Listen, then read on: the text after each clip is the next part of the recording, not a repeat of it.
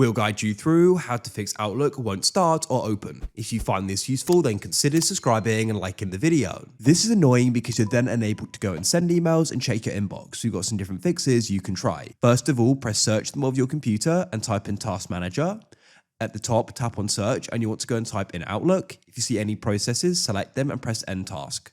Then press search at the bottom, type in Outlook. You can right click on it and try running as administrator. You get a pop-up you need to agree to. If it still won't, press search at the bottom and go and type in settings. Go to the left and press apps, press installed apps and search for Outlook. Press the three dots to the right and press advanced options. Go and scroll down and press terminate. Then you want to go and press repair and press reset as well. Confirm your decision and hopefully now it will go and work.